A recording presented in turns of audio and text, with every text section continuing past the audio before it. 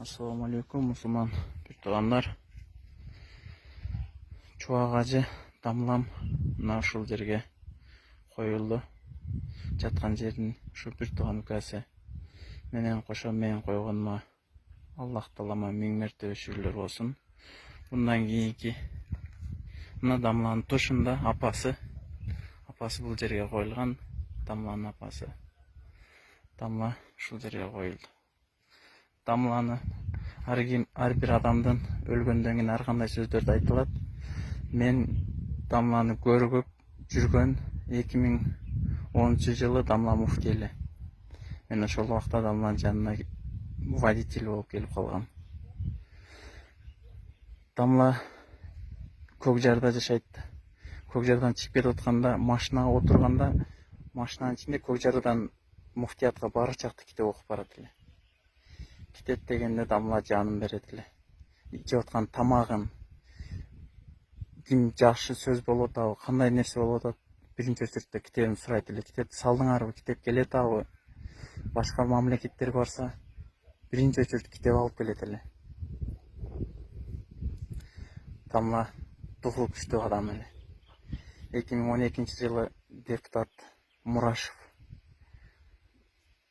дамлага кирип калды квота боюнча. Мен көрбөй калыптырмын. Бир маалда түртүп эле чыкты, аябай чоң эле Мурашев. Дамла төшүнөн келип калат эле. Ошол жерде милиция турат эле, анан мен турат элем.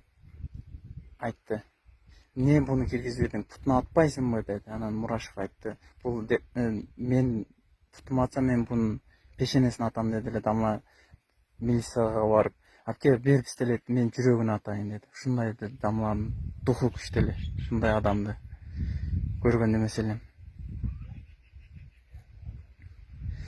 Дамла балдарына калтырып кеткен тарбиясы. Дамланын 7-класста окуган баласы бар, Абдулла. Тарых. Жакында бир ай мурун баняга балдарын менен көп ээрчитип жүрөт эле. Бассейнге барса, бассейнге сууга түшпөй коет. Жанында жаш кыздардан сууга түшүп аткан экен. Неге түшпөй атасың десе, "Могу жаш кыздар сууга түшүп атат" деп, балдар ушунчалык такыба эле. Баласы 7-класста окуган баласы. Аялдарын көп мактайт эле. Ошол күнү бир күн түнү, ошол күнү кечинде мен үйүнө барып калдым. Укам отур деп, экөөбүз сүйлөшүп отуруп, аялдары мактады Дамла. Жеңеле эже деп коем мен Дамланын аялдарын. Биринчи эжем мактады, экинчи эжем мактады.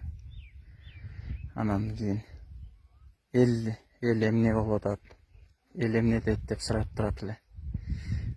Кайсы жерде болбосун, биринчи жолукканда эле эл эмне деп атат деп, анан сиз тууралуу жакшы сөздөрдү айтып атат. Базарларда жүрсөм сиздин видеолоруңузду элдер угуп атат десем. Анан менде кызганыч пайда болот эле. Дамла, сиз ушундай алымсыз, сизден кийин дагы алымдар келсе керек, көп китеп окугандар десем, өзү тамашалап, мендей духу күчтүү алым чыкпайт деп тамашалап калат эле. Дамла эр жүрөк адам эле. Аллахым бейиш болсун. Көлгө эс алганы барганда дагы сууга түшүп келип эле китеп окуйт эле. Дамла ошо акыркы жолукканда мен менен отуруптур. Дамланын оорусунун себептери 18 күн ооруду Дамла. Биринчи ооруп калганы үйүндө дыйканчылыкты жакшы кылат эле. Эртең менен туруп дыйканчылык кылып, суу өтүп, тердеп, ошол бойдон жүрүп, суу өтүп, анан ошондон ооруп калды. 12-13 күндөрү аябай катуу ооруп аткан. Ошол убакта аябай адамдарга сүйлөгөн экен. Андан кийин жакшы болуп калды Дамла. Мен акыркы көргөндө Дамла формачан, спортивный кийинип жүргөнүн жакшы көрөт эле. Анан монтип басып Дамла башкача басат эле. Тренировка кылабыз. Эми мен урсам дагы келесин. Экөөбүз тренировка кылабыз. Эми аяктабасам болбойт да. Анан иншалла депутат болуп барып калсам, ушул жылы депутат болуп барып калсам, элге кызмат кылам. Саясат кандай таза экенин элдерге, ошо саясаттагы адамдарга көрсөтөм деди эле. Иншалла президент болуп калсам, элге кызмат кылам деп эл ойлочу. Анан хутбага чыкканда да мына калпак постоянно кийип жүрчү, анан допу кийип чыгат эле да. Бүтүндөй Орто Азия уксун деп. Аллахым бейиши кылсын сизди.